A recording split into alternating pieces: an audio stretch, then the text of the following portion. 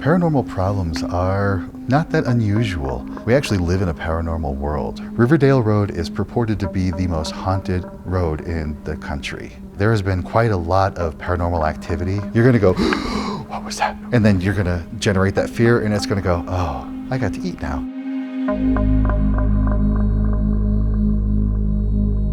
I'm someone who never believed in ghosts or paranormal activity until I saw a ghost, and it's something I will never ever forget. I was at a hotel in London. I woke up in the middle of the night out of nowhere, probably at 4 a.m., and I look over and I see on the desk there is the outline of a ghost. At first I thought maybe my mind was playing tricks on me, and then I kept looking at this ghost and he was not going away. I honestly was in shock. I didn't feel afraid. The presence was very calm. It stayed there for probably 20 seconds and then it disappeared. Ever since then, I have been really interested in paranormal activity. Because it is Halloween season, this is a topic and a curiosity of mine that I really want to explore. So today we are going to be going ghost hunting. We're going on a paranormal investigation. They're literally like cloaked beings. Do you see that?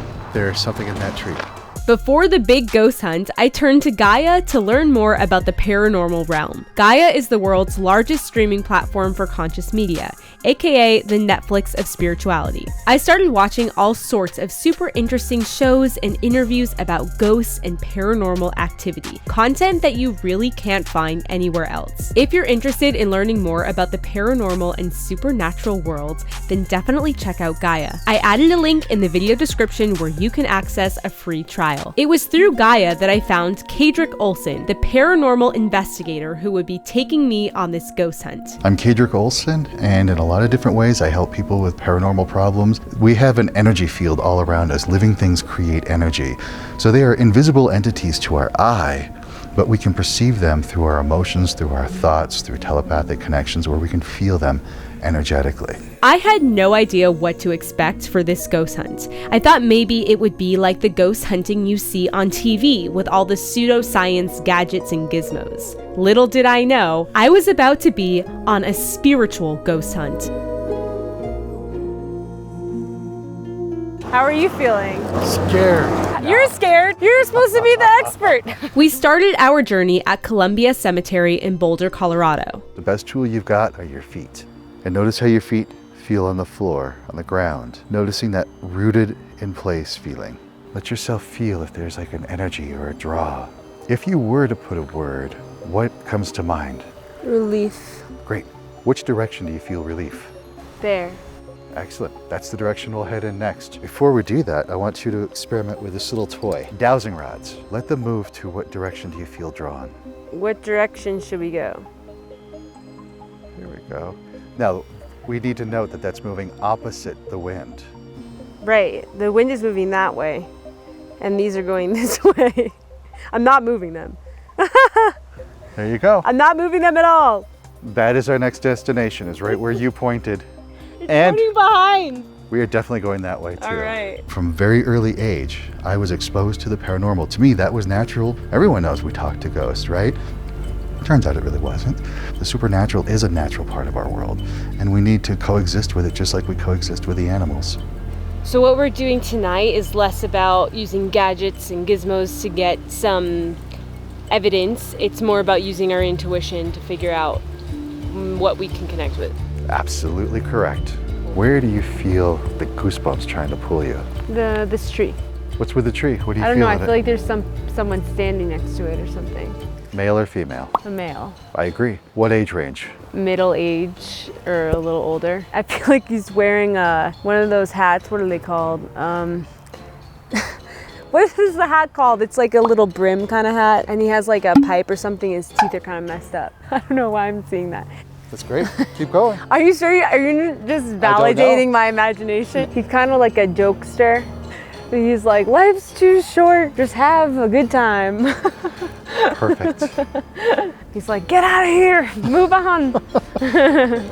We strolled around the cemetery for a while, and Kaedrich taught me some techniques to help me develop my sixth sense. We played with a Ouija board and tried connecting with the ghostly energy, but nothing too eventful happened, so we decided to head to our next location. Riverdale Road is purported to be the most haunted road in the country. And I can tell you for a fact, there are a lot of shadow people that live this area, and we're definitely going to see those. So here we are, the infamous haunted road. It's spooky out here. This is a very interesting territory. Guaranteed we're going to run into some shadow people and some very strange things out here. Shadow people, where you at? This is how horror films start.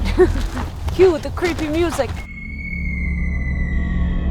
This is getting a little creepy. The energy here is a little different than the peaceful cemetery. That is for certain. There's animals though, right? Maybe a fox, coyote. It could be a snake.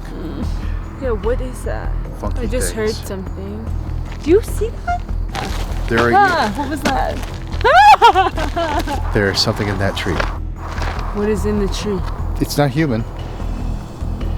And it's just watching us. Dude, they're literally like cloaked beings. Do you see? It's like one one, right two, there. three. And there's one over there. I think my mind just started making shit up, desperate to have some kind of interesting or spooky experience. They're coming out of the woodworks, coming out of the forest to play. We decided to give up on the shadow people, but Kaedrich had one more thing he wanted to show me before we parted ways. The black mirror. So this is a black mirror. It serves as a tool to help tune the mind to connect with the paranormal realms. Now stare into the mirror and notice how it's three-dimensional inside the mirror. Mm-hmm. Now shift it so that it's more dimensional than just three. What do you mean more dimensional? I can't explain it. You'll get it when you see it. It's kind of trippy. What are the thoughts coming to mind? It's kind of uncomfortable. I've honestly never seen anybody use it so close before. What's uncomfortable? It's kind of scary because it feels like you're looking at your worst fears, all of your darkness. It can be a mirror to your inner world, absolutely. So to come back is to express a bit of gratitude for what you saw, even if it was uncomfortable. Bringing your awareness up into your chest. Bring your awareness up into your head. Deep breath. When you're ready, open your eyes. How are you feeling? That was so trippy. The black mirror is a very powerful tool. Why is it so hard for people to do shadow work? Because it's where we learn the most uncomfortable things about ourselves. People want spiritual growth to be peace, love, and light, but a huge part of spiritual work is going, ooh, there's this ugly part of myself I don't like. And if you ignore a shadow, it will bypass everything, come back around, and bite you in a direction you never expected it. But if you see that shadow and you're like, okay, what are you? Where do you come from? Why did you help me? How do we work together now?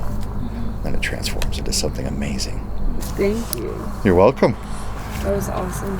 This was a great experience. Yeah, thank you so much. Hello beautiful people! I wanted to quickly recap the video that you've been watching and share my honest thoughts about this experience. I'm coming to you from my childhood bedroom here in Beverly, Massachusetts. This is where I grew up, and I've been here shooting a very spooky witchy video for you guys that will be coming out next week.